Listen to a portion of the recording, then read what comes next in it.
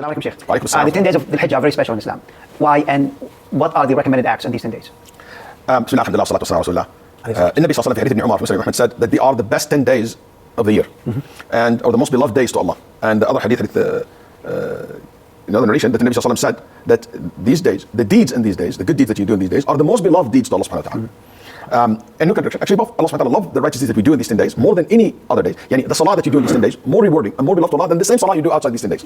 The Quran, the donations, the charity, the reaching out to the family, the repentance, whatever act of worship that you do during these 10 days, more highly more rewarded than any other. They said, Ya Rasulullah, even in jihad fi sabilillah. And which also give you an indication, like, if you compare a salat to any other ibadah that you do outside the 10 days, because of the 10 days, this ibadah in the 10 days have a high reward. Like charity, reading the Quran can be better than any other ibadah. Yes, 10 days make it so special and highly rewarded. So you think, what about the jihad fi sabilillah? So somebody read Quran in 10 days, is it going to be better than jihad fi sabilillah? He said, yes.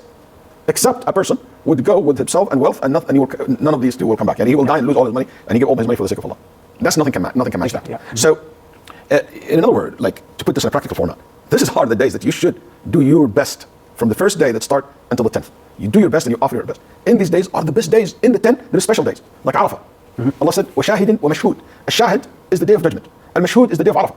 As it came reported that the Prophet ﷺ said that, and also came from many of the companions as well said that. Also, it's in it the day of the Eid, where Nabi ﷺ said, "Inna a'zam ayyam Allah yawm al-nahr." The greatest day is the day of Nahr.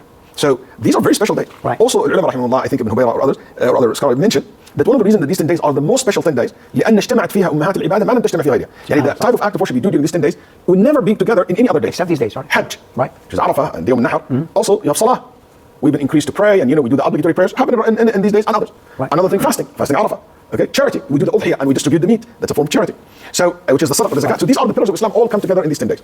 And because of that, the ulama debated, or a debate took place. Are the 10 days of the Hijjah better or the last 10 days of Ramadan better? And I like the opinion that came to the conclusion that that the days of the Hijjah are better, but the nights of last 10 nights of Ramadan are better because of Laylatul Qadr. Yes. But just to make you understand how valuable these days are. And I noticed for myself, from many people over the years, they don't pay attention to these 10 days the way we do Ramadan. If you notice, people don't pay attention to these 10 days like the way we care about Ramadan. Why do you think that? And I think one of the main reasons for this, and Nabi told us in Ramadan, the shayateen are changed. Yeah. Their influence are weak or not there. Why did the Hijjah are free? And that's why they successfully have prevented so many people from taking advantage. You would think after 30 days of Ramadan we'd be trained enough to stay strong, but that's the first test coming to us now after last Ramadan. Are we going to pass? Right. Are we going to excel? That's a question that you should answer yourself. So these are the days where Nabi sallallahu also said the best deeds are the deeds done in the 10 days. فَأَكْثِرُوا فِيهِنْ. Increase, subhanallah, walhamdulillah, wallahu akbar.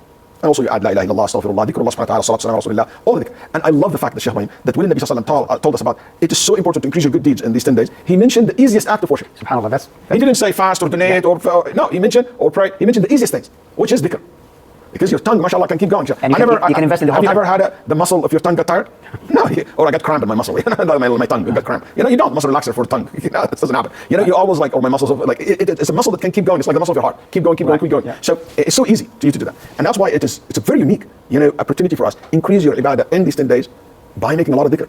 And we ask Allah subhanahu wa ta'ala to help us to fulfill or to fill these 10 days with as many good deeds as we can. I mean, Shaykh Kamal once mentioned something about how people actually find all kinds of excuses not to donate or not to do good deeds. It's like they consult with their best accountant. The shaitan is the best accountant. Yeah. And in this case, when people bring out, okay, well, it's Saturday, so I don't have to fast the day of Arafah, the shaitan becomes your best faqih. Because now, all of a sudden, you become a faqih and find a mufti to give you that fatwa. In reality, you're just looking for an excuse. Exactly, right. Allah understand. Barakallah khair. Barakallah feek.